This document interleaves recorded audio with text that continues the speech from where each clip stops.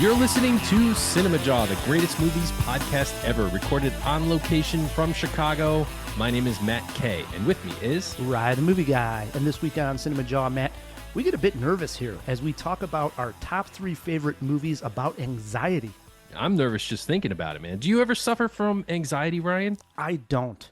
Like, not at all? Never? Very seldom. I mean, I know you do, definitely. You have anxiety. And I know friends and relatives that have anxiety. I'm never in that category where I would say I have high anxiety about really anything. I don't know why. I mean, maybe when I'm under the influence of a certain drug, you get a little paranoid, if that counts. Yeah, I can't even mess with that. I get so paranoid I can't deal with life. Yeah. Maybe in Seriously, those circumstances, you know. But overall, I don't. And I'm not at all nervous to talk about the movies we're going to be talking about today. We're doing 2 reviews this week, Ryan. Beau Is Afraid, about anxiety, among other things, and Evil Dead Rise. Right? 2 horror films, 2 completely different kind of horror films. And to help us review those films, we got a great guest who's going to be joining us. Erik Childress is back. He's going to be talking about the Film Critics Film Festival here in Chicago at the Music Box. It's coming up again. Can't wait to hear all about it. I agree. May 5th through the 11th over at the Music Box. It is, as I say, the best film festival in Chicago. So hopefully all local Jawheads can get out there. Yeah, I mean, that's saying something too. Chicago's got some great fests, but this is one of the best. Oh, no doubt about it. It's a highlight for sure. And it is. Unfortunately, I'm out of town for a couple of the dates. It really pisses me off. Almost canceling a vacation just so I can be there for every single night of the Chicago Critics Film Festival. I go to at least one film every year, sometimes 2 or 3. Oh, I try to go out there every single night. I love it that much. So it's really good. Erik will be highlighting some of the fantastic films they have coming into Chicago. All of them premieres, I believe, but we'll clarify that with Erik. Okay. It is still Kathy Bates month, so let's start with a Kathy Bates fact. Jawheads, no Phil this week. It's okay. They'll be back. So I will take the honors and read the Kathy Bates fact. Get a load of this, Matt. Kathy Bates in sports movies. Did you know that Waterboy was the highest grossing football/sports film of all time, all the way up until it was beaten by The Blind Side in 2009? And it just so happens Kathy Bates also appears in The Blind Side. What do you make of this? What do you make of this, Matt? What I make of it is there is a really not a lot of good football movies, if those are the 2 that are the highest selling.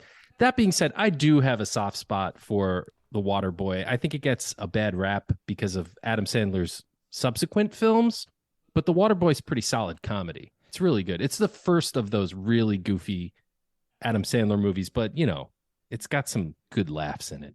Blindside, I can't speak about, really. As I was reading the fact, I got really nervous because it dawned on me that Erik actually is like a box office guru. So I better have this fact correct because he could probably just, you know, say that is absolutely incorrect and give me numbers from like 1982 that shows that The Waterboy wasn't the biggest football movie of all time at the box office. No doubt. You got to know your stuff. Yeah. Yeah. So speaking of which, yes, Erik Childress is back on the show. He has been on several times before. He's here to promote the Chicago Critics Film Festival again, happening at the Music Box Theater, May 5th through the 11th. Erik, welcome back to CinemaJaw. Thanks so much for having you guys. It's always a blast to do your show. Let's talk about the film festival because you guys did something really cool on Twitter where you guys were putting out the programs of the previous 9 festivals. And you did it like through like posters on Letterboxd. I was sitting there watching it. And I was looking at these tweets coming in. The amount of amazing films that you guys have had through the years is literally incredible. So hats off to you. And I think this 10th year is going to be incredible as well. It was something even for us, like watching people put those movies together and seeing them all together in a couple posts and whatnot, seeing some of the highlights that we had year after year. The reaction that we were getting to those posts was exactly what this festival was meant to be. Is you call it a highlight just amongst the festivals that we have here in Chicago, but it means a highlight is supposed to be of festivals everywhere. It's a highlight of the best films that we could possibly cull together for one event for a week at the Music Box, where you don't have to compete with 4 other theaters around town playing all the movies from the festivals. It's one theater, one movie at a time, one giant house at the Music Box. If I wasn't programming this festival, I'd be going to this festival. And I'm not trying to sound egotistical about that, but this is exactly what we wanted this festival to be, and we hope it continues now that we've now clearing our 10th year, which is just mind-blowing to me. That is. Putting you on the spot here, and looking at the 9 years that you guys have had, is there a moment that you would say that is the pinnacle? That was the greatest moment that we've had at the festival, at least in your opinion. So far, I mean, a personal note as far as like for the audience is concerned, the year that we closed the festival with 8th grade, and we had Bo Burnham there, and he had this wonderful, he did this Q&A afterwards, as we always do. During the Q&A, he had like this young boy come up on stage with him who had asked him a question, and he just kind of talked to him one-on-one, and it was just this wonderful little personal moment that I remember. I was like in the other room, like setting up the after party and whatnot. It was like, you got to come here and see this, and went in, stuck in the back of the theater for a little bit. That was something. But on a literal personal moment, 2019, right before the year before the pandemic hit, was the last time for a moment we thought we might ever have the festival again because of the pandemic. We all were in that sort of situation, and we had this anniversary screening of Alien, 40th anniversary. We had Tom Skerritt there. We had a gigantic packed house for that event, and it's personal to me because we here in Chicago, we lost a good friend of ours, Sergio Mims, last October. Yeah. And that was a particular favorite event of his. And nobody was more supportive of us and what we were doing at the festival. And this is a guy that founded his own festival years ago at the Black Harvest Film Festival at the Siskel Center. And he was so supportive of us, and like at any time he would bring that screening up, he just would say to me like, that was an event. And every time I heard him say that, I had to kind of turn away a little bit because I got a little misty about it, that it meant so much to him, and he just like, you guys did it. He say that to us. So that's a moment that I mean, there are plenty of others, but that's a moment that rings true to me because it was the support of a peer, of a colleague, of a friend who had done it himself, so many years ago. And, he looked me in the eye, I think maybe after like year 7, where we were finally starting to get more studio attention and more people like coming to us with their movies instead of us having to, pull them out from everywhere. And he said, well, that's because you're verified now. Is like you guys, you've created a brand, you've created what they appreciate what you're doing, and they're going to come to you. The first year we had at the Music Box, we opened with They Came Together, David Wayne's film with Paul Rudd and Amy Poehler. Oh yeah, and that we had a packed house for that. We didn't know we were going from Rosemont to Music Box our first year. We didn't know how it was going to go, and that first opening night we had this packed house, and you could hear Sergio laugh through that crowd. I mean, the whole crowd was roaring with laughter, but I could hear Sergio outside the theater laughing so hard at that movie. So it's just a lot of very special memories are attached to this festival through me, just on a personal level through him. Nice. So we were just talking before we hit record about the programs. They're about to drop. Can you give us some of the highlights, some of the lineup this year? We have something for everybody this year. I mean, we have the new Paul Schrader film, Master Gardener, with Joel Edgerton and Sigourney Weaver. We have the new Kristen Petzold film, A Fire, that's going to be debuting there. And then you mentioned, I mean, these are all Chicago premieres. They all are, right? That's awesome. Everything that we're playing, with the exception of our archive films, of course, they've never shown in Chicago on a big screen before. So Past Lives, directed by Celine Song, that was a huge hit at Sundance this year, and this is our annual A24 film. A24 was, which everyone now is now a thing. It's its own brand. It has its own fan base practically, which it does hear about with studios. But A24 had, right when we started in April of 2013, like just 2 months prior, had released their first movie. in theaters. Wow. So they were just getting started, and that first year they were one of the studios that backed us, and they let us show the Spectacular Now, and we've had a film from them every year since. It's the only studio that we've had in the program every single year. And Past Lives is our film that we're showing from them this year. The director is going to be there for it, and I'll just say right now, get your tickets now. I'm just going to say about that one. That is the hot ticket. Mm-hmm. And we're closing with another. I mean, we could go through the entire lineup, but I don't know if there's anything that you saw yourselves. But we're closing with another Sundance film called Theater Camp. Fox Searchlight Searchlight Pictures. And to me, this is the funniest movie of the year so far. Wow. There was not a minute in that movie that I wasn't laughing hard at something, whether it's some joke that was being told, some action that was taking place, or something going on in the background. And it is just a wonderful. A lot of people make comparisons to like Waiting for Guffman as kind of a mockumentary kind of thing, but it is just astoundingly funny and ultimately incredibly moving too. Like, I did not expect at the end of this movie to go like, wow, they did something kind of special with this movie. Molly Gordon, who's people have seen in Shiva Baby and Good Boys, she co-directed the film.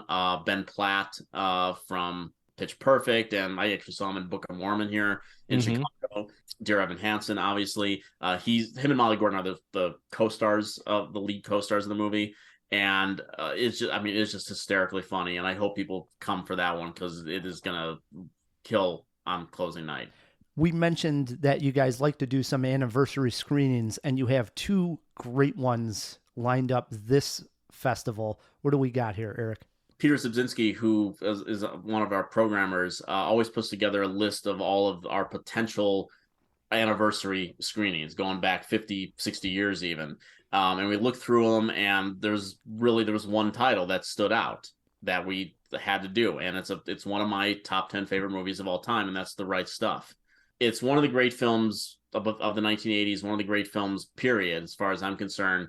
And to do a 40th anniversary at the Music Box. Awesome. I mean, the sound is just going to, oh my God, I cannot wait. 35 millimeter print as well. I was going to ask you how it was presented. So 35 millimeter. And then the question is this, Erik, because I'm a fan of this movie as well.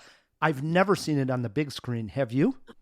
Yes. Okay. I saw it. And that's one of the stories I'm going to tell at the screen is how I got to see, or the circumstances around me seeing this movie when I was 8 years old. At Woodfield in Schaumburg. Oh yeah, and, wow! And I'm going there with my dad, who took me to see the movie, and I'm not going to spoil the story. No, yeah, save it. It's like I said, it's a very special movie. Awesome, for me. That's great. Yeah. And is there a second anniversary screening? There is, and we chose this one. The last couple of fests that we've had, we've done a couple of midnight anniversary screenings. When we came back right after the pandemic, we did Michael Mann's Thief. Last year we did Francis Ford Coppola's Dracula, which did really well. And this year we've chosen a 25th anniversary screening of Alex Proyas's Dark City. Not only is it a great movie, and so many of us love that movie very much, but it's also a way to sort of have Roger Ebert's presence at the festival. Roger Ebert passed away just weeks before we started this festival. He's always kind of been there with us throughout this whole thing, and he named that his best film of 1998. Right Stuff was also his best film of 1983. So we got two of Roger Ebert's top films we're playing this year, and Dark City was because it was such an unusual choice for Roger. You didn't see Dark City on a lot of top 10 lists, let alone number one. Right. And he only did, he did a few audio commentaries on Blu-rays and DVDs over the years. I mean, and like Citizen Kane, I think he's got one on Casablanca, and Dark City. I mean, wow. So it's that kind of mix, and the commentary is amazing. Just, again, to show that movie and that with that visual palette on the big screen at the Music Box, it's going to kill, and also on 35 millimeter. Awesome. Yeah. I was just talking, it was during our cocaine episode, Matt. Yes, we had a cocaine episode when we did Cocaine Bear, and I was talking about the scene in Boogie Nights. And if you'll recall, Matt, I talked about how great of a moment that was to see Boogie Nights in the theater. This was your anniversary screening last year at the festival, Eric. And I remember being there, and I talked about it on this podcast, what a special moment was to be a fan of a film and see it in the theater at the Music Box with that kind of crowd. There really is nothing better as a movie fan. So if you're in Chicago and you haven't seen Dark City, or you're a big fan of The Right Stuff, do get out there. I'm telling you, it is a special moment being in that theater. Because you're inside a theater with hundreds of people who are movie fans and appreciate cinema the same way you do. And that's such a glorious thing. There's not some jackass checking their cell phone 100 times in front of you. This is a theater full of cinema lovers, and it's the best. So for the Jawheads that want to check out the entire program, all the stuff that's going on there, where to buy passes, where should we send them online, Eric? You can send them the Chicago Critics Film Festival website is available, or you can go straight to the Music Box Theater, look under their festivals page, and you'll see us right there. And the entire lineup is there with all the special guests. We have directors coming all week, and it's going to be a real special event. Passes are available, get you into every single screening that we have, or just want to check out a few individual tickets are available as well. Do we got a closing night party? There'll be something going on. Sure, there'll be something going on.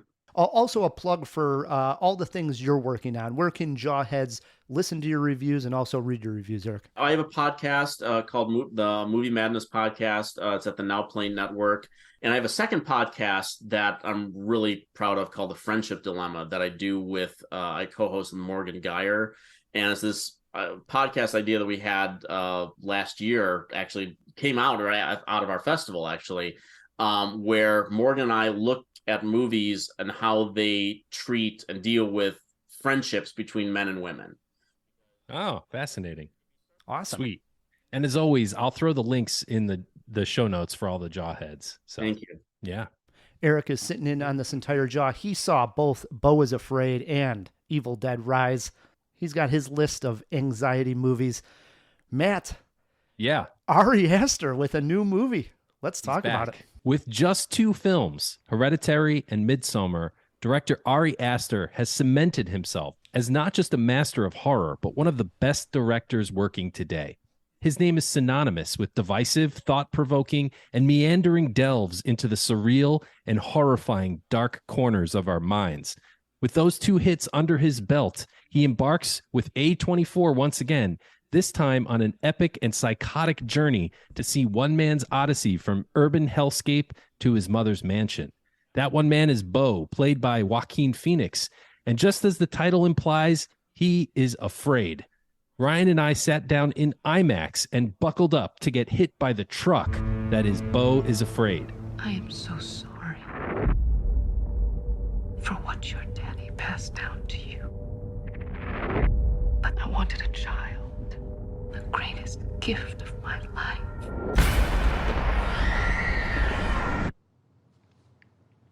I'm visiting my mother tomorrow.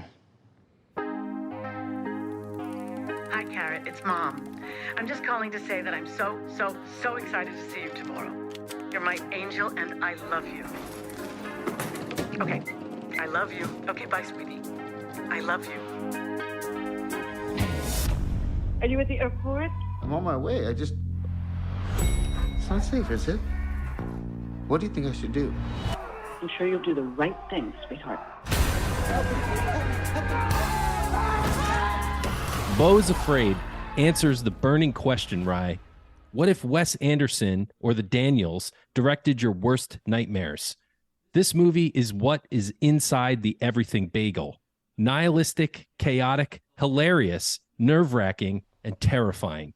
It's a fair comparison to make, as Beau Is Afraid has the maximalism, universe hopping of everything everywhere, and the whimsy and meticulous attention to detail that a Wes Anderson picture has, only twisted, subverted, and perverted in the most sinister and mean-spirited ways.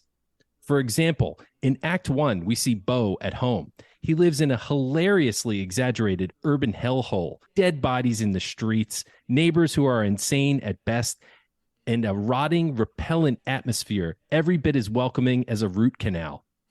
Aster splatters every surface with blink and you'll miss it graffiti that even this seasoned punk rocker was taken aback by. This is filth, blasphemy, and perhaps even bit of the script that will no doubt be paused moments in the future. Great stuff. Great visuals. In fact, the entire movie is so meta and self-referential. Repeat viewings will only uncover more and more layers of this horrid, rotten onion. Though I can't imagine sitting through all of it again, I know one day my sheer curiosity will get the better of me, and I will. This is a 2-watch minimum that most people will never watch a second time. Ari Aster practically dares you to sit through it all the way the first time, and it's no accident that audience is a repeated theme throughout, especially the bizarre final sequence. Some people will call the movie too long, and it is, and I think that was entirely the point. Beau Is Afraid is also a comedy, a sentence that is a joke unto itself, in another bit of meta genius by Aster. Before I close up, we have to talk about Joaquin Phoenix. His performance here is simply irrefutable proof at this point that he is one of, if not the best actor working today. I would die on that hill, Ryan. In Beau, he is a simpering, naked, pathetic weakling, a product of neuroses too numerous to detail. It is Beau's mommy's issues and Joaquin's searing performance that propel the film. And speaking of mommy issues, most armchair Freudians will pick that aspect apart as the point of the movie. But I tell you, it is a smokescreen. The point of the movie is to live out a meaningless nightmare in which even the good things in life are made vile. Childhood memories, mom and dad, love, sex, family, nothing is sacred in Beau Is Afraid. Beau Is Afraid is one of the best horror movies I have ever seen. Wow. Strong words, Matt. As I said at the top of the show, I'm not a person with high anxiety. I don't have mommy issues. And maybe this is the reason I was able to enjoy Beau Is Afraid so much. Matt, I loved it as well. I have mentioned before that a good-looking movie, a well-shot movie scores points in my book, even if it's not the high quality of film that I want. So does a director taking a big swing and a risk like Ari Aster does here. But in my opinion, Ari Aster hit a home run with this one. I was laughing and terrified at the same time. And that is such a difficult combo to pull off. I mean, like literally laughing and scared of what I was looking at the same exact time. I don't know if I've ever had that quite before. And you're right. Joaquin Phoenix pours in, I think, the best performance we've seen so far in 2023. We'll see where easily Erik sits with this one. It was just an absolute tour de force. I'm going to throw a lot of praise at this film, but it's still one that is difficult to recommend. I'll also say it's a film, you're right, I'm not in a hurry to see again. It might be years until I go back and watch this movie, very much like Requiem for a Dream. Everybody can say how effective that movie was, but people don't like to watch it a second time. Same with Beau Is Afraid. Can't wait to break it down some more, but I do want to toss it to Erik. Your thoughts on Beau Is Afraid? Me and Matt, big fans. I think we're all on the same page on this one. It's not often that I see a movie, particularly one that's 3 hours and so dense and disturbing as this one is, that I wanted to see it again that night. Like I really wanted to. Like I spent. You are demented, Erik. You are demented. I was downtown for the screen. I saw the thing. I was completely enraptured by so much of it, and then thought about it all on the way home. And then when I got home, I was like, I wish I had a link that I could sit down and watch this movie again right now, because I wanted to piece together things in my own mind, things that I was thinking about. I think again, haven't only seen it once so far. I think I love the first hour, love the third hour, and I kind of like the second hour. I think that there are some things that could be tightened up a little bit here and there. You can say that about pretty much any movie, but I responded more to the anxiety stuff, the stuff at the beginning, the stuff that we don't want to spoil too much what happens in the last hour of this movie. When it's that sort of whimsical, animated kind of, this is what your life could have been like kind of thing, like that goes on a while. It does. And I kind of wanted to be, I'm just like, well, he's never going to have this life. Right. this life is gone. That's not going to happen. I kind of wanted to live back in that headspace of the anxiety level in this, and it's basically, I mean, it's right there in the title, so it's not like there's, he's hiding a lot of stuff from the audience. It's right there in the title. Beau is afraid, and of what? Everything. I mean, the world, everything, and I think that whether we want to self-diagnose ourselves with anxiety or not, the world gives it to us in some form of another. It could be an everyday kind of thing. It could be watching the news, another tragedy that happens. I mean, there's something out there that's going to give us pause and, about going on and getting out there in the world. There's so much crap going on that it's hard to maintain focus sometimes. And so, like, watching those early scenes where he just wants to go outside or cross the street, and there's all like chaos outside. Of course, it's and I have this thing lately where I've been watching movies where, some people you watch Beau Is Afraid and you're like, was that really real or is it in his mind? Those types of things. Whatnot. I've stopped. I've at least tried to stop asking those questions. I just take everything at face value at this point. I just, good for you. Everything that's happening on screen, I just go, it's just real. I don't, whatever. I don't, it's in his mind. No, I don't care. No, it's real. It's real. It's happening. So, and I think that's just a better way of looking at some things, and it'll stop you from driving yourself nuts and going like, well, has that happened? You don't want to get into all that kind of stuff sometimes, although it could be fun. I really want to watch the movie again right now, just talking about it and showing it to people. And yeah, I mean, of course it's divisive. It's going to be. I mean, if it's not the length, it's the subject matter. It's people are not going to respond to it as a movie about anxiety, or they're not going to see anything funny in it. When it concludes with sort of this Kafka-esque, like, I mean, nightmare. There's all sorts of nightmares. All, you could go down the Freudian books and whatnot and, start piecing this stuff together. But why would you even want to do that? I think all you need is your everyday life. I don't care how content you are in this world. I think that you're going to find something in this movie. And if you don't, well, maybe you're just not open to the possibility of a filmmaker tapping into that really horrific part that you carry inside of yourself. And I don't think you need to have mother issues to identify with things in this movie. And one of the best movies I've seen this year, without question. Awesome. We're all on the same page. Yeah. I love this. Yeah. So I think we can all agree that this world that we're seeing is a manifestation of Beau's mind. There probably is some. You just missed his entire point. I know, but hold on. My question is a specific one. Is with the animated sequence, what do we think what was happening there? For instance, in the very beginning of the movie, I do think that we see this manifestation of what Beau sees of the outside world. But with that narration going over, do you think that was like a doctor talking to him? No, I think it's just like, I mean, it's like us watching cinema in a way, whether a theater or cinema, it's a way of, and there's just one interpretation, but like someone communicating to you a dream.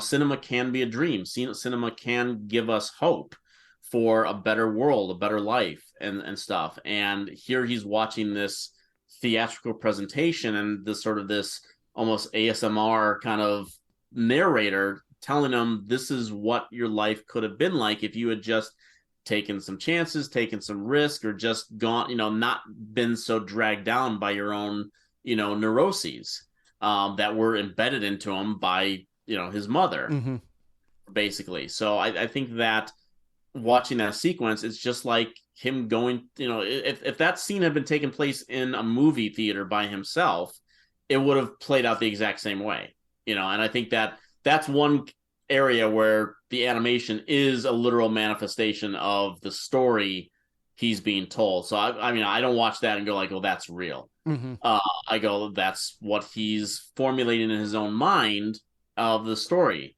that he's being told. And because his mind is so fractured, that's the way he views it. That even the animation it's crude, it's not perfect, kind of colorful, a little bit magical, but something's not quite right about it. So I think that, again, it's one interpretation, but that's how I kind of view that sequence.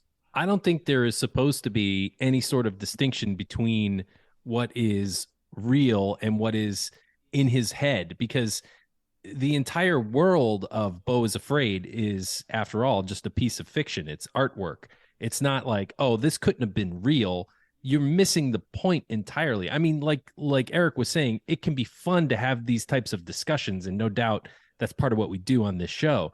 But I think in this case in particular, don't get bogged down by that. It is just not the point of this movie. I agree with you that you're not supposed to take it at that kind of level. But I was able to, at least a lot of times, look at certain things and think like, oh, this is probably sort of a representation of like the real world in Beau's mind being twisted. And as much as I actually loved, and it's my jaw-dropping moment, the animated sequence and him coming amongst the play, there's a moment where he goes to the play and then he's in the play itself. And the way it double backs on itself and that he's involved in the play suddenly was literally incredible. It reminded me very much of one of my favorite movies of all time, Mulholland Drive. I was going to say The Never-Ending Story. Seeing that for the very first time and walking out of the theater and saying, God, I love that movie, but I didn't quite fully grasp it on a one watch. I had that same exact feeling with Beau Is Afraid. I was like, I love this animated sequence. I'm not sure exactly what I'm supposed to get out of this, but I just love it. I just know there's something here that I love, if that makes sense. The naysayers, when people, I don't care what movie it is, when the naysayers come out, they like to go hard on stuff like this. And when you hear people just like, oh, Ari Aster saw the Odyssey, what a coup. Like no other film has ever like done an Odyssey like structure before. Some masterpieces have, and just thinking about it right now, this is almost like this sort of like the nightmarish version of Steven Spielberg's AI, artificial intelligence, which is about this robot boy who's searching for the love of his mother by the end of the movie. And so it's this journey that he takes on through some nightmarish landscapes. It's full of vignettes and things like that. And Ari Aster just does it. And he's content with showing you that there's no positives for Beau. Yeah. There's absolutely no positives. Like even like the people like the Nathan Lane and Amy Ryan characters who are kind of nursing him back to health, they have their own agenda too about what they're doing with him. And some people might take comfort in that. But Beau, there's a problem with the daughter too, which is a whole other and the neighbor and everything. Oh, yeah. Crazy. I mean, there's so much stuff going on in this movie, and yeah, I can't wait to. I don't know if I'd show it to people. I agree. I don't know if you take that heat, at the end of it. But I'll definitely recommend it. I just told Matt earlier today. I was talking to a girl, and she was asking about the new movies coming out, and she was like, "Beau Is Afraid," and I just know this person. And I said, "Not for you. Don't go see it," because I know some people are going to hate this movie, But please, no. I mean, there are people going to hate this movie. Oh yeah. Yeah. Oh yes. And it's 3 hours long. It is a 3-hour nightmare. When we start talking about our anxiety films, I mean, it's amazing how funny this movie really is. I mean, it's a dark comedy, and Aster has now created these 3 very unique horror films. And this is unlike any of the other 2 that he's done. Although those have their share of humor as well. That the scene in Hereditary that I can never get out of my mind is the big moment that happens early on with the sister, right? And the telephone pole. The telephone pole, right? Mm-hmm. And what does the brother do? He goes home, he parks the car, he goes upstairs and gets into bed. Because that's the only thing he can think to do. Yeah. He says, I'll just it's like he broke a glass downstairs. I'm just gonna go to bed. Mom and Dad are gonna find my sister in the backseat of the car, and I'm just going to hope it goes well. That to me is sort of Beau Is Afraid in a nutshell. Yeah. The length of the film of Beau Is Afraid, I do think is key for us feeling the exhaustion of living with anxiety at all times. Yeah. I think you needed to have it about 3 hours long, because when you come out of this movie, you're supposed to feel exhausted. That's the feeling of living with anxiety all the time. We all agree? I think so. I agree. And I also really like the fact that he did not let off the gas at all.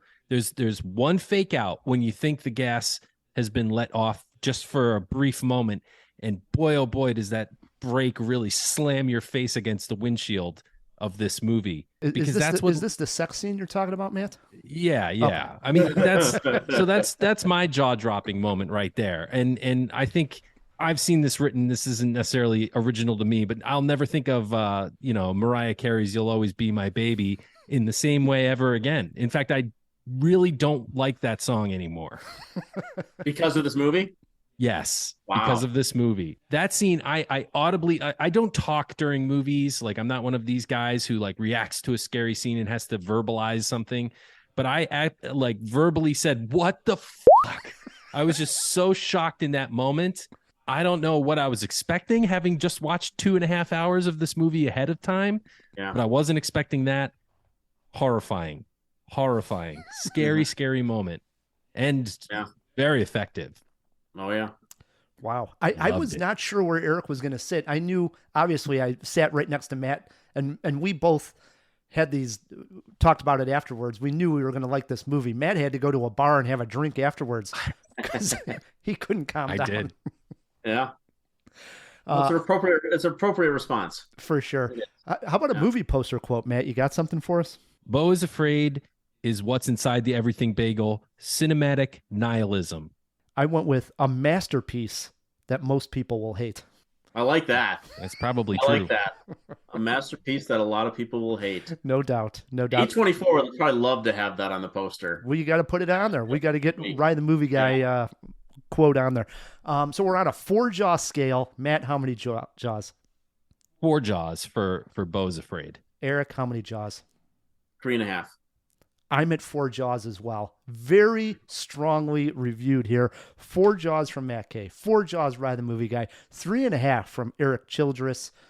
When you do, Jawheads, see Beau Is Afraid, and you've calmed down from the screening, shoot us a tweet or an email, feedback@cinemajaw.com. Let us know what you thought of Beau, Joaquin Phoenix's performance. Brings us to anxiety movies. We threw this out to Erik. We said just top 3. I don't know if we're going to have some crossover. And anxiety, I mean, there's different types of anxiety that you can have.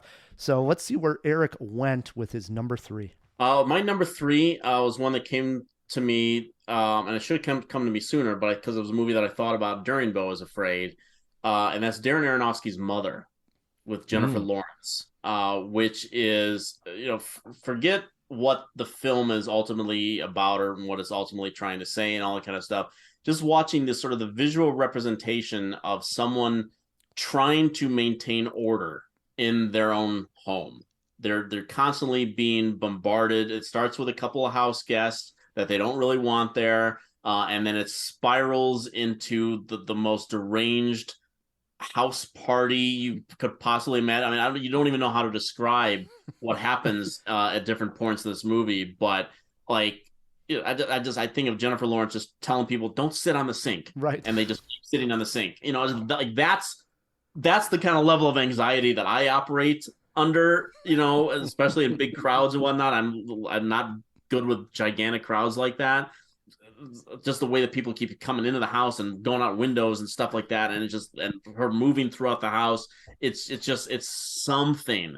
And I know that's another movie that people hate too, but I'm in awe of that movie. I love it as well. And I mean, the house was literally falling apart, right? They were breaking the house. Eventually, which was a metaphor, for Earth, I think, and Mother Nature. Like, what are humans doing to the Earth? I mean, what are we doing to this house? And yeah, I love it as well. Big fan of Mother. Good pick. I didn't think of it as an anxiety movie, but as you say it here, definitely.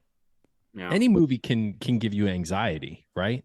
In a certain way. Yeah, that's sort of the distinction here in the choices, because like, is it a movie that gives you anxiety, or is it a movie about anxiety, and what level of anxiety? I mean, I can't wait to hear what your picks are, because I actually like looking up what people thought were movies about anxiety, and like, no, I don't. I mean, that's a completely different type of anxiety. I'm talking about fear and paranoia and just general everyday kind of stuff. People like anxiety disorder. Not everything needs to be a disorder. Sometimes not everything is a disorder. Right. Sometimes you just are anxious. Afraid of ghosts. Yeah. I hate ghosts. Right. All right, my number 3, you guys. In a year that we saw Mandy and Roma, two of the better films, in my opinion, of the last 5 years, let's say, 2018, the one that I remember the best and the one that fits this list the best is certainly Eighth Grade. We were talking about it earlier. Bo Burnham's, I'd say his best film. I mean, because I suppose he doesn't have that many, but Eighth Grade perfectly captured, I don't know, just the general discomfort that comes along with adolescence. And obviously I was never an adolescent girl, but we all have been there to that pool party where for the first time we're taking off our shirt and we're noticing people that we're attracted to for the first time, and we feel so self-conscious. I think movies have tried to do that before, but I'd never really felt that social anxiety more so than I did with Eighth Grade. And I feel sorry for kids growing up in the day and age of social media and cell phones, because at least we didn't have those obstacles when we were growing up. But now with like Instagram and everything else, it's just so much harder for Elsie in this movie. Boy, did I love Eighth Grade. I still come back to it every once in a while. It's just, it really is a triumphant movie. It's a great one. Anxiety in teenagers and adolescents at this point. You're right, Matt. I mean, everybody's grown up and we've all had it and been there. I went back to 2012's Perks of Being a Wallflower for my pick. And this is the socially awkward Charlie, played by Logan Lerman, who doesn't seem to be able to make any friends other than his teacher that he's close to, until he meets two friends, one of them played by Emma Watson, the other one by Ezra Miller, who sort of help Charlie discover the joys of friendship and get him out of his shell. But this also opens up a whole can of worms on why we find out why he has the anxiety, which is sort of the reveal in this movie that is... It's a sad reveal, if anything. And it's a whole nother can of worms to open up, probably could be on a different type of list in the future. But as far as having that anxiety of not being able to make friends, not feeling like you have something in common with people to be able to spark up a friendship, again, I think most kids probably at some point in their lives have gone through that. And we see it here with Perks of Being a Wallflower. A lot of times you just need a couple of friends to get through that. Once you make that bond, that anxiety can go down a lot, but it's that scary moment when you're all by yourself and you don't feel like you have a friend, when it's probably at its absolute peak and at its worst. So Perks of Being a Wallflower, my number 3. I love that movie. That's a great choice. Agree. My number 2 is an older film. It's on its 45th anniversary, but it's still relevant in many respects. And it's the 1978 version of Invasion of the Body Snatchers. Oh, good one. Seemed like an obvious pick, aliens, pod people taking over our friends and family and stuff like that. But the 1978 version in particular really dealt into the paranoia of the time and the way that era, late 70s, and there are all these self-help gurus that were coming out and all these doctors writing books and stuff like that, and how to deal with anxiety and how to deal with all these things that ail us on a daily basis. And yet in the movie, of course, they're actual aliens. So, you never know who's following you. Yeah, but I think that is just as relevant today. And, who can you trust? That, I think, is just a perfect encapsulation of what it's like to have that type of anxiety. No doubt. And you're right about how it changes with people that you can trust. 1 minute, they have a blue check mark. The next minute... they don't have a blue check mark. I don't know who to trust anymore, right? As relevant as this week, that movie. Totally. No doubt about it. And it's funny, a single frame from that movie, you can distill it down to one frame of Kiefer Sutherland pointing at the camera with his mouth agape. It's so horrifying. That image is seared into my brain indelibly. It's a shame that everybody knows that image, because it literally is the last image of the movie. And so people who have never seen that movie know that image. Unfortunately, it spoils the end of the movie. Mm-hmm. I don't know. Yeah, I suppose I hear what you're saying, but I think like if you watch it, it's still effective. It's still effective. It's incredible. It's incredibly effective. I mean, the sound, the expression. It's one of the great final shots. It's horrifying. I agree. Yeah. Totally. All right, my number 2, guys, 2010 Also, Darren Aronofsky. I think he's kind of a master of the more I think about it, of anxiety. But I'm going with Black Swan. And you can make a great case for Pi as well. But Black Swan, I think we see the unraveling of an otherwise effective person who's achieving great things in her life. But again, with mommy issues here, Barbara Hershey plays the mom to Natalie Portman's ballerina. And it's just it's an unraveling of a person. You see her completely fall apart, and the lines between reality blur. And in this movie, I think it is fair to kind of try to suss out what was real and what was imagined, because I think that is the point. And it ends in this like tripped out violence. A lot of the imagery is pretty tripped out, but the ending especially is just bonkers. I love Aronofsky, and this is probably my favorite of his. The one that I can revisit the most, let's say. So probably, Black Swan. It's probably one of my least favorite Aronofsky. Really? I think that movie is very silly. What about over Noah? Over Noah? Noah's silly. Well, Noah's the Bible, so I mean, it's just inherently there's that, you could call it that word, but I think Noah's a very interesting movie. Black Swan I find kind of silly. Wow, really? I don't know, man. I'll watch it again, but I loved it. Oh no, I'm very much in the minority. Don't watch it again on my account. Watch it because you love it. Don't go looking for the silliness in it. It is there. I'm a big fan of it, Matt. So don't go. mind Eric. My number two pick. I wanted to go comedy on one of them, right? Because you can't have fun with anxiety. This is a fond pick of mine. It was one of my dad's favorite movies, and I remember watching this movie with him and really having a laugh.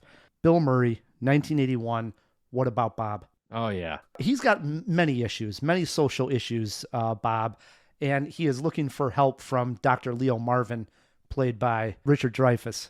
Do you know who directed What About Bob? Do you guys know? Eric probably knows. Oz. Is it Ramis? No, Frank Oz. I did not know Frank wow. Oz directed What About Bob until today. I wrote it down. I was like, oh my God, he directed this? But Bill Murray then ends up going to the summer home of Dr. Leo Marvin, and it's in comedy ensues, right? He goes sailing. There's constantly great lines. Maybe my favorite moment is when he just won't leave the place, and at one point they slam the door and they're like, he's not gone, he's never gone, and they open up the door and there's Bob again. So many great comedy beats, and of course he gets on the television interview. It's just hilarious, and when the house blows up at the end, it's just hysterical.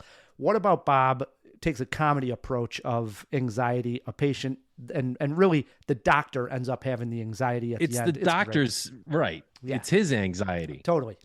It's what makes it work. It's always one of my favorite Bill Murray comedies. I don't know where you sit on this one, Eric. Do you also find this one silly? Well, it is silly. I know. I mean, that's the point. I'm joking.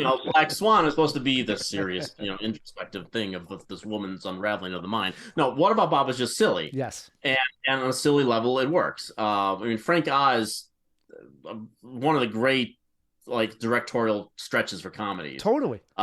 And What About Bob? It's not one of my favorite Frank Oz movies, but I like it. Mm-hmm. So there you go. Frank Oz has done some weird stuff, like stuff you would not expect Frank Oz to have done. He's got an interesting filmography. Not just What About Bob. Bowfinger, maybe my personal favorite of him with Steve Martin and Eddie Murphy. Yeah. Dirty Rotten Scoundrels. That's a big one. The Score with Robert De Niro and Edward Norton. He directed that, which is a fun movie. So yeah. He's all over the place. He's even done stuff lately. Like just a few years ago, he did one with Stephen Colbert that was like a magic special on Netflix. I'm like, Frank Oz directed this? It was called In and of Itself. Yeah, it wasn't Stephen Colbert. No, not Stephen Colbert. Produced it?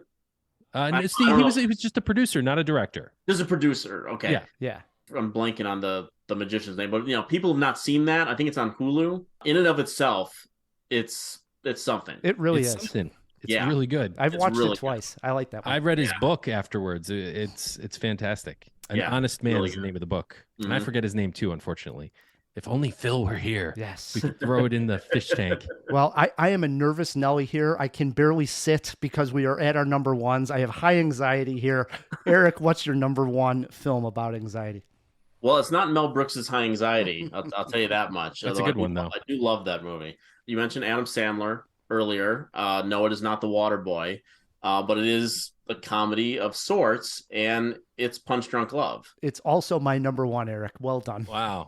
Again, you could just strip everything away, and you look at this one sequence in the movie where, if I remember right, it's the night after or the day after he has gone to like his sister's for their dinner party or whatever, and he breaks all the glass, the windows and whatnot, and he goes to work, and he's got all this pressure going on at work. He's got his sister coming up and berating him for not asking out Emily Watson. That brings Emily Watson to the work with them, and he doesn't know how to react to any of it. And it's just the way that Paul Thomas Anderson edits that sequence and films it, and the music is just, it feels like this, your heart's going to come out of your chest watching this. You're in Adam Sandler's shoes at that point, but the entire movie is like that. I mean, he is a guy that grew up with 11 sisters or whatever it's supposed to be in the movie, and they've always just berated him and picked on him. He was the only male in that household. He has no self-confidence. He doesn't know how to react. He doesn't know how to talk to women and whatnot, and he learns throughout the entire movie how to do that. But the anxiety that he goes through throughout, all these pressures keep coming and keep piling onto him. I mean, there's a scene in the movie where it's after he's like on the phone. He's trying to get the pudding miles taken care of. He's trying to fly to Hawaii, and his master plan. Right, and the guy on the other phone is telling him that like there's nothing he can do with that. He's got to send away, and they got to wait 6 months or whatever. And he puts down the phone. And he just punches the wall. That scene, normally that scene would give you absolute pause, and you're like, what is this? What's this guy's deal? And yet I find that scene so sad and so telling, and like I am so on his side because I've never put a hole through a wall or anything, but I know that anger, it comes from sadness at that point, and that's something that I've talked about a lot on the Friendship Dilemma podcast. The difference between because incels come up every once in a while on that podcast as far as how his real life friendships and romances take place. And when you watch a performance in a movie like that, you could put him in the wrong category. You could put him in the angry white male, category that, so many people get put into. And it's not, I mean, this is, I feel absolute empathy for that character throughout. And even him punching a wall. And I mean, him busting up the bathroom is a little much, but but I get it. I know what he's feeling at that point. And so Punch Drunk Love is, I mean, that was the first thing I thought of when you posed the question to me. Same here. So this is also my number one. And for all the reasons Eric said, and I also find it fascinating when you go back then, this was Adam Sandler's first real role outside of his goofy Adam Sandler world roles of The Water Boy. Why don't you say his first dramatic role? Dramatic, but you know what I mean? It wasn't a Happy Madison production. It was like, what the heck? Paul Thomas Anderson, who was already making a name for himself at this point, is casting who? Adam Sandler in this Punch Drunk Love? And when I saw it, I liked the movie. I didn't love it. It wasn't until like years later when I revisited that I realized it's also one of my favorite Paul Thomas Andersons. It's up there, Yeah, I love Adam Sandler in this movie. That's when I think I realized, like, you know what? With the right material, this guy is a talent. He doesn't always have to do that stupid little voice that he does in like Hubie Halloween or, The Water Boy, where he falls back on that or whatever, name the movie. He can actually, just be Adam Sandler on screen. It's compelling. So yeah, Meyerowitz Stories comes to mind. Right. That's one that doesn't come up a lot. That's a very good choice. Obviously, Uncut Gems recently, and Hustle, the basketball movie he did with Netflix, is also very good. Absolutely. So my number one, also Punch Drunk Love. That leaves us with your number one, Matt K. I went with Birdman. Just going to come right out and blurt it out. I like that. I mean, first of all, Michael Keaton at that time was still kind of like off the radar. This brought him back. And Michael Keaton's done some really good anxious characters. Like, do you remember that movie? What was it called? Was it called The Funny Farm or The Dream Team or something like that? The Dream Team. Yeah, I love that movie. I used to watch it all the time. And then Multiplicity too. Like he's so anxious he has to split himself into, and who hasn't had that week in your life where you're just so busy you wish you had clones of yourself every day. Right? And in Birdman, we see an older Keaton who is kind of playing like a version of himself, like a fictionalized and exaggerated version of himself, where he used to play this superhero, and he's trying to get this play off the ground, and it's kind of ill-fated and not well thought out. And the ending of the movie, I guess it can be interpreted in different ways, but I think if you just look at it like in the most straightforward interpretation, the end of the movie is kind of like a really sad result of crippling anxiety. That's what this whole movie's about. Like, it's just about somebody falling apart. Again, I mean, that's what anxiety can do to you if you don't get, help or get it treated. Yeah, it's a great dark comedy. I love Birdman. I was a fan of Birdman as well. So good pick. Honorable mentions here before we go to break. I only had 2 that didn't come up. I should have put this one on the list. Adaptation, Nicolas Cage. For sure. Love that performance from Nick Cage. Love the movie as a whole. And then The Aviator with Leo DiCaprio playing Howard Hughes. And Howard Hughes obviously had major anxiety and became a shut-in and couldn't leave the house and had fingernails as long as a football field. Yeah, I think he had more than just run-of-the-mill anxiety going on. But he sure did. It's a great movie. Honorable mentions for you, Eric? Yeah, well, I mean, you just mentioned Scorsese. I would throw After Hours on there with Griffin Dunn. If people have not seen After Hours, Criterion just announced it for their July releases. It's a comedy, but the pressure just keeps mounting on it, and you just feel like this weight being pressed on your chest. And another one, then this is, I don't know if I'd put it like at the top, but as one that I thought of recently. Did either of you see a movie called Violet with Olivia Munn? Yes. Sounds very familiar. Justin Bateman directed it. Yeah, and she plays this woman where she hears her inner voice in her head, but it's actually the inner voice of a man telling her how horrible, how bad she looks, like all her like worst fears, like all her worst anxieties being manifested in a male voice. Great pick. In her head. And I think that movie, I really enjoyed that movie. What happened to that movie? I swear, I think I saw that at the virtual Toronto International Film Festival. It was like we were on the pandemic. I think that's where I saw it. It was. Did I think it was released. I think it did. I mean, it kind of like I think it was supposed to open at the South by Southwest Film Festival, that first one that got canceled right as everything struck. And I think that's where I ended up seeing it. And then it played like Toronto and a few other festivals down the road. And then I think it wasn't until like the next year that, I think it was like 2021, because I think we were considering it for our festival that year when we came back. And it just, the timing didn't quite work out for it. I think it got released just before us or something like that. But yeah, it's streamed online. But that's one to look at. I mean, Olivia Munn, her best performance. Yes, I think. Good pick there. I forgot about that movie. As you were describing it, I'm like, yes, I love that movie when I saw it. So good pick. Jawheads, if we missed your favorite movie about anxiety, shoot us an email. We are feedback@cinemajaw.com. We still got a lot coming up here, Matt. I didn't even announce what the trivia category was this week.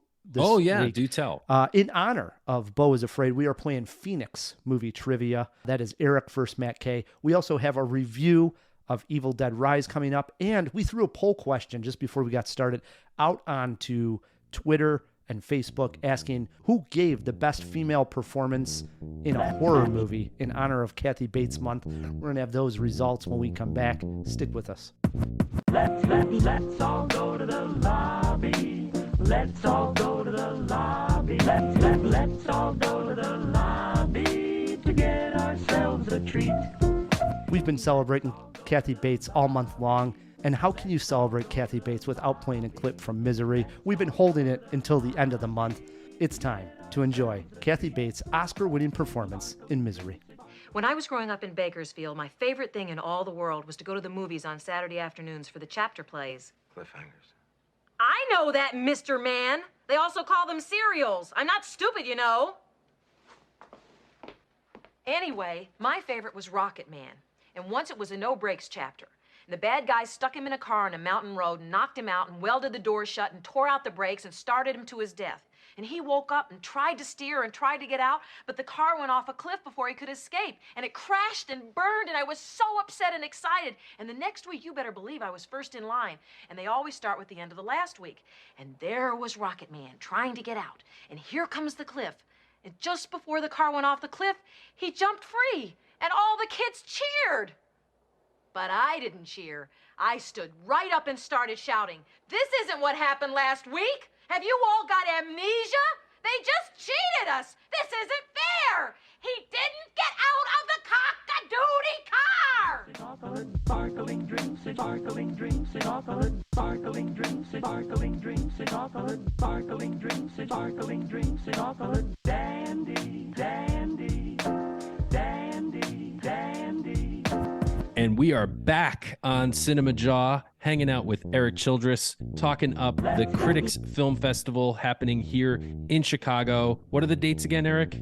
Oh, May 5th to the 11th at the Music Box. At the Music Box Theater. Ryan, we threw something out on Twitter and Facebook, a little poll action. What do we got? We did. So in honor of Kathy Bates, obviously her famous role in Misery was the reason why we threw this question out. And it was this: who gave the best female performance in a horror movie? Your choices were Kathy Bates, Misery, Toni Collette, Hereditary, Jamie Lee Curtis, Halloween, or Mia Farrow, Rosemary's Baby. Matt, did you vote on this one? And where'd you cast your vote? This is tough for me, but I went with Rosemary's Baby. Just love that movie. Erik, where do you go with this one? It's a really tough call, but I'm going with Kathy Bates for Misery. Nice. That turns the tables for Kathy Bates. I went Toni Collette, Hereditary, believe That's it the or other not. one. I love that performance. Was so upset she didn't even get nominated for an Oscar for that. It's still boggles my mind. Yep. But the results are in. Kathy Bates wins this one, 36% of the vote. Toni Collette coming up next at 30% of the vote. Jamie Lee Curtis with 5%. And Mia Farrow, 26%. So a lot of people did agree with you, Matt. And she got some votes in there. Good. I'm not alone. A couple of questions for you, Erik. One, is the box office back? Are we back? I mean, Super Mario Brothers just made a quadrillion dollars. I mean, it was insane how much money that movie made. Do you feel we finally hit pre-pandemic levels where everything's back to normal? I mean, I don't know if we're back to normal, but we're back to a degree of normalcy. I guess it would be the way to put it. When you have movies like Top Gun and Avatar last year being two of the top grossing films of all time, and Spider-Man just before that too. I mean, people are clearly hungry to get back to the movies, but I always said that we will know we're back to normal when we have a movie like Air, like perform at like a $50-60 million level, as sort of an adult level, mid-range kind of film that was never going to be a gigantic smash, but was going to draw enough interest to get people of a certain age back to the theaters. We started to see a little bit of that towards like the end of 2021, and it kind of fed into 2022. The Super Mario thing, I mean, that's an anomaly because there were no other family films since Puss in Boots. Literally, it was the first family film, PG-rated family film, not counting some like small little release, to hit wide release since Puss in Boots. And that's exactly what parents needed right now. And so it was huge. So I think we're back to a degree of normalcy that we can like talk about. The movies that are supposed to be making the money are always going to do that, and they're clearly doing that. When we have movies like Air reach 50 million is sort of like that threshold that I put sort of during the pandemic for like a House of Gucci kind of thing that that would draw enough interest from people not going out to see comic book movies or sequels and stuff like that. It's depressing in a way to think that I think last year the 10 highest grossing films of the year were all sequels or franchises of some respect. And just this past week at the Music Box, I saw Forrest Gump, and that was the highest grossing film of 1994. Forrest Gump. Yeah. It's different back then. It's completely different back then. And I miss that a movie like that could capture the nation's interest and be something, and now it's just all like familiarity and whatnot. Sometimes we also didn't have TikTok back then. You know what I mean? There was less to compete with. Yeah, that's true. But I still think that if I have the choice between seeing a movie or a TikTok video, I'm gonna go see the movie. Obviously, I'm in that camp as well. Yeah, I'm very weird like that. All right. Well, brings us to our next review.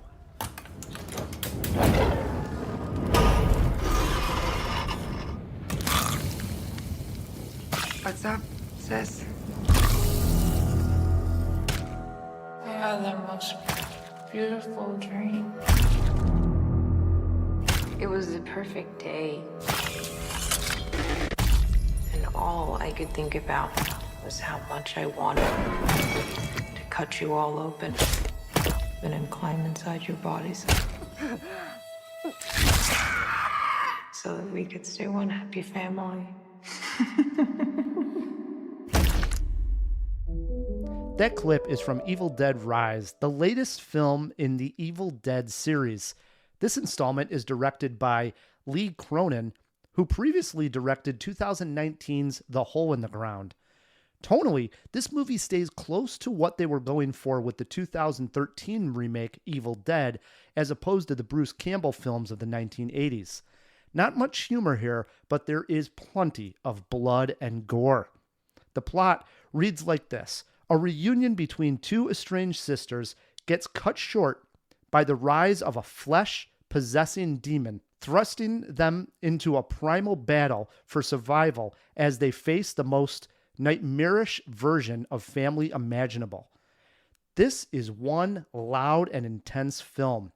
It is in-your-face horror that I think fans of the genre will dig. For the most part, it is one location setting, that setting being the family's apartment building that is in bad shape and scheduled to be knocked down. Getting out of said building with possessed demons inside is a difficult task. Some of the gore did make me want to gag a couple of times. I'm never a fan of seeing people throw up on screen, and if you don't like it either, be prepared. You're going to see it a couple of times. The intense presentation is what makes the film work. Don't go in looking for a twist or some major subtext to mull over. Go in expecting a chainsaw, lots of gore, and lots of blood, and you will have a blast. Eric, am I right? You had a blast, didn't you? I wouldn't use the word blast, but I liked it. Yeah, and I was thinking about it a lot. I just saw it this afternoon before we taped, and elements of it I think that normally I would have just been kind of like, nah, just kind of dismiss it a little bit. And I was thinking like, well, why did I like this one more than other movies that try to kind of do the same thing, even beyond I didn't like the 2013 remake of Evil Dead.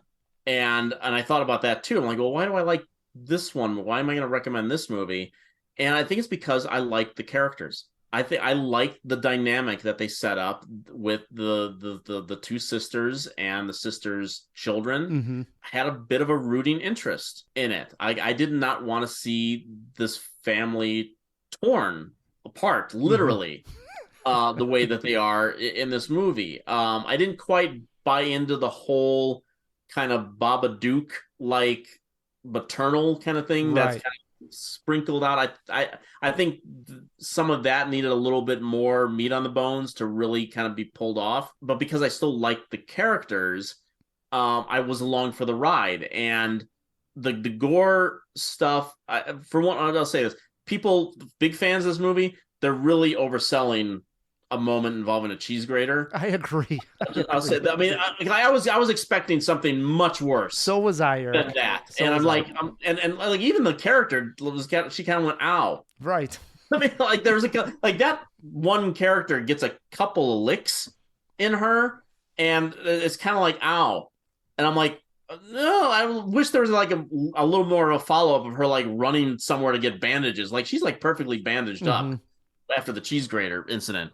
And then when it gets to the real bloody stuff at the end, I'm like, well, this movie's going for it. Like I admire that, but you could say the same thing about the 2013 version, but I didn't really care for the characters, even though that movie was operating on a sort of a larger theme about addiction and recovery and stuff like that. It still put that one character through the ringer. And if you're a fan of the Evil Dead movies, you're watching that movie not thinking that that character is ever coming back from this plight. So you've kind of tilted the scale and unbalanced things to the point that, like, well, there's one character that you kind of care about. Well, she's possessed. That's over. That's not how it plays out. But it's not as much fun because they're really, the last two, they've really tried to go for the horror. Right. It's intense, though. It's very It's intense. not like, it's not like Evil Dead 2 or Army of Darkness or even Ash vs. Evil Dead, which I enjoy that as well. But I like walk down. I'm like, it's 90 minutes. It's tight, mostly, and I recommend it. Yep. Here's the question I have. I haven't seen it. Does this elevate the franchise?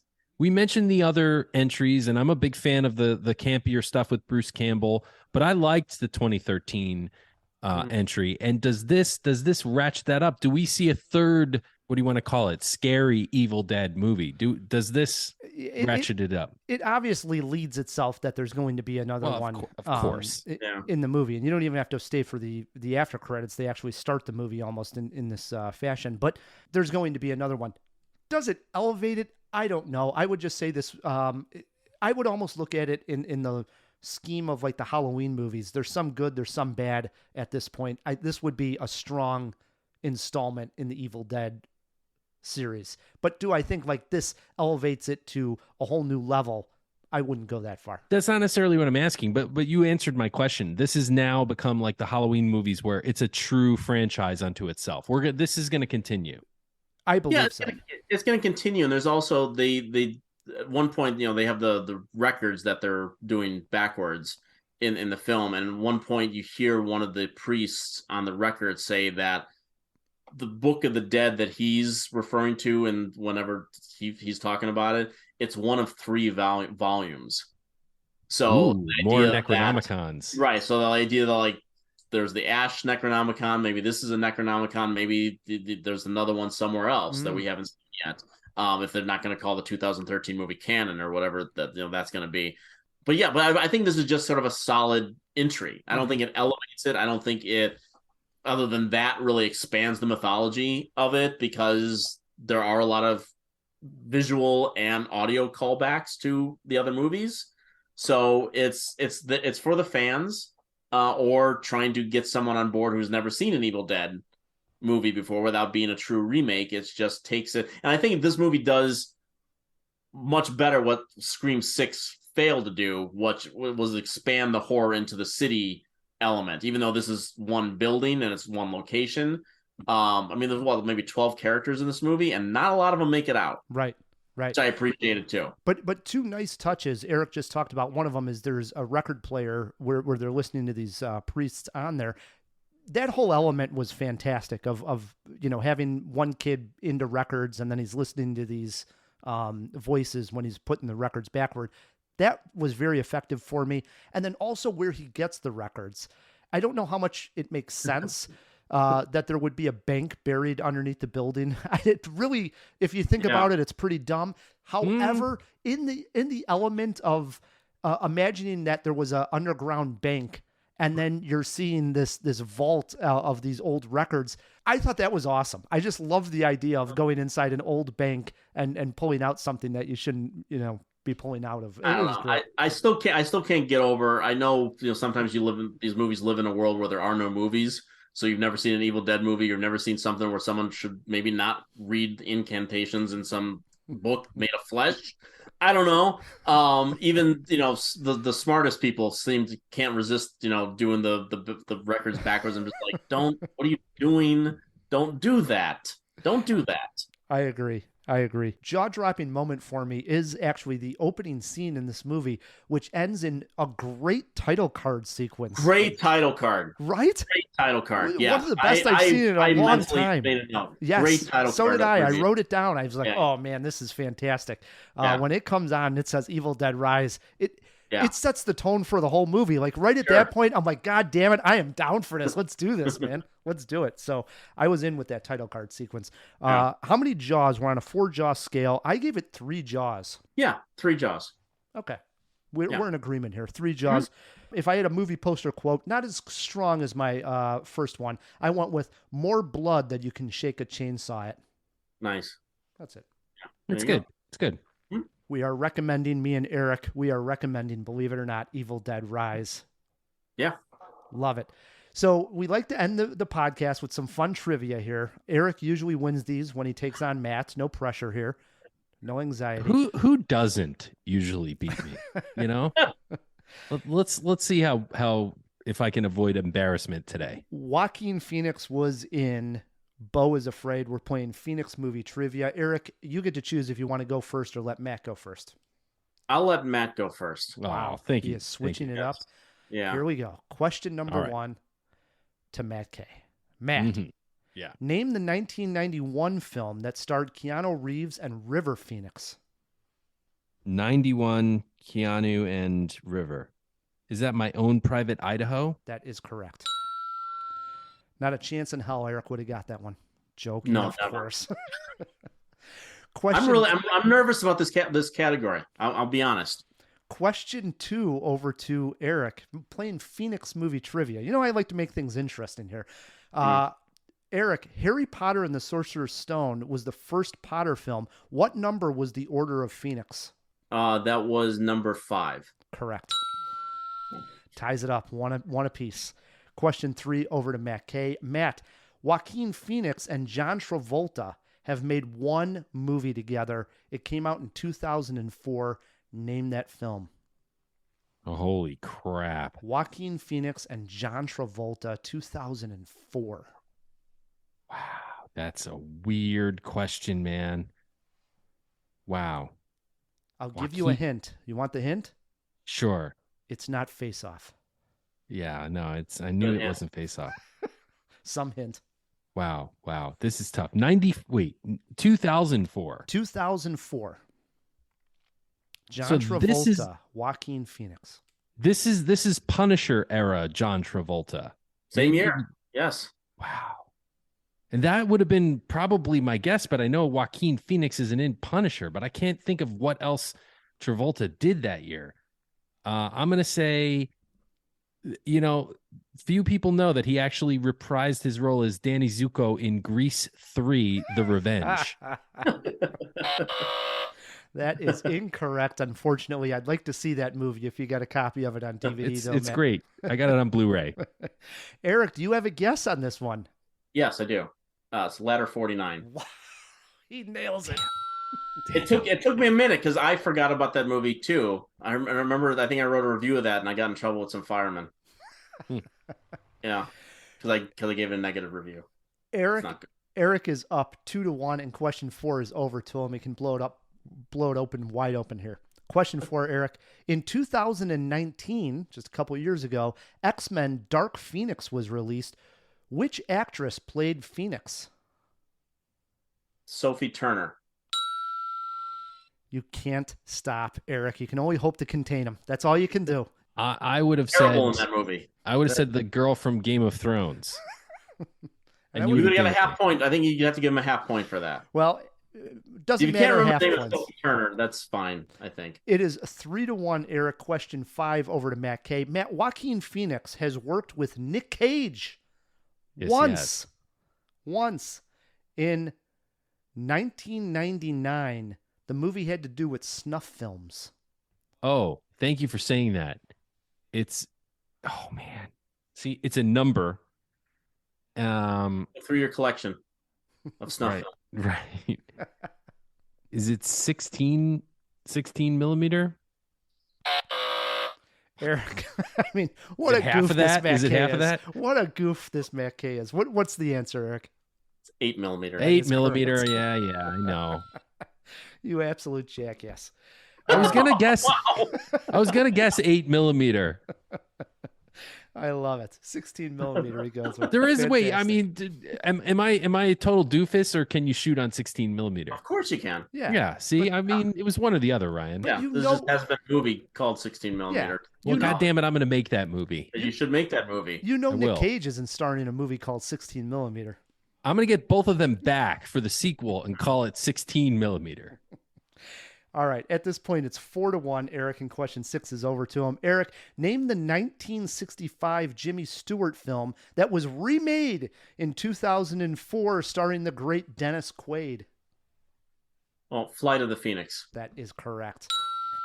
Wow. It is an absolute slaughter, I'm sorry to say at this point, Matt. It's actually embarrassing. It is 5-1. Yeah. 8mm sorry, was Matt. my best hope. Yeah, it's okay. Question Some 7. nights you're on, some nights you're off. Go Question ahead, Ryan. 7, Matt. In the movie Signs, Joaquin Phoenix plays the younger brother to Mel Gibson. Which actress played Beau Hess, Gibson's youngest daughter in the movie? Wow.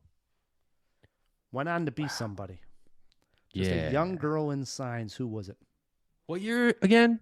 We are looking at... 2002?